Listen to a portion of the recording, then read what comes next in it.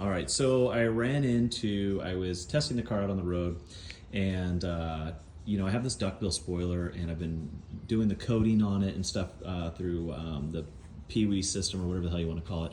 But anyways, I've had it set up great to where it just wasn't coming up or anything, and then randomly I found that there's a connector underneath here to just disconnect it all together. So obviously the whole car is taken apart, but you really don't need the bumper off to get to this. But this connector right here is what runs this, which is a motor.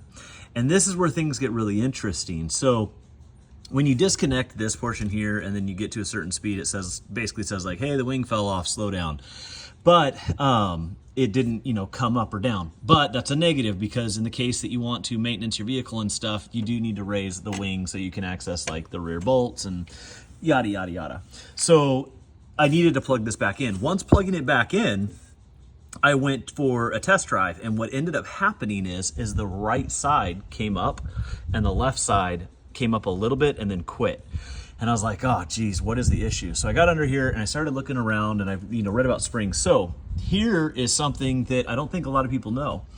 These little cables run to the two little gears over here that raise this. So what had happened is that with me pushing back and forth to get into this clip, I pulled this one out. Now, as you see, it's hooked up to my drill. And so for people, I'm gonna back out a little bit. If you check this out, you can put this into your drill in the case that like it went up, you can't get it back down or whatnot. But if you take a look at this now, I'm gonna go ahead and lower. I'm gonna turn it the other direction and raise it up. And as we turn that little cable that has a square side to it, we are now gonna raise this up to get to its maximum height to even it back out with the other one. Slow it down here. And so this is a way you can manually put it up and down. So once again, it's just a little metal end. It can go on the end of a chuck here.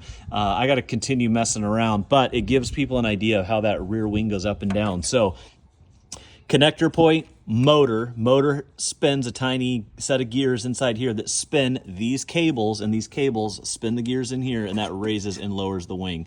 So just a heads up on that 991.1 manual way to put the wing down.